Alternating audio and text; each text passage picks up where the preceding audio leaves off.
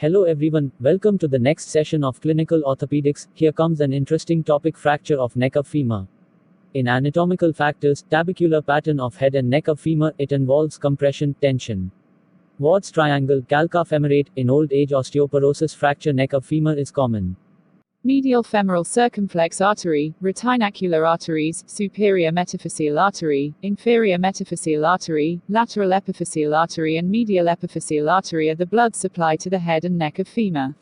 Fracture of neck of femur commonly in elderly women, rotation violence at the hip, direct violence over the lateral aspect of the hip by a fall on the side.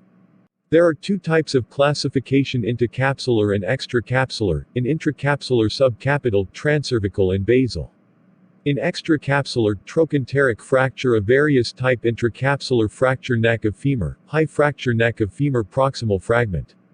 Clinical features are inability to walk, leg position external rotated, shortening, pain, great swelling, tenderness, anterior and lateral aspect, range of motion painful. Radiological features are anterior and lateral view, poor Owl's angle, type 130 degree, type 250 degree, type 370 degree. Prognosis is worse. Management consists of pure capacity for union due to decreased blood supply to the proximal fragment, difficulty in controlling small proximal fragment, organization of fracture hematoma due to the presence of synovial fluid. Skin traction for 4 to 6 weeks, plaster of Paris hip spica for 6 weeks, children only, de rotator bar.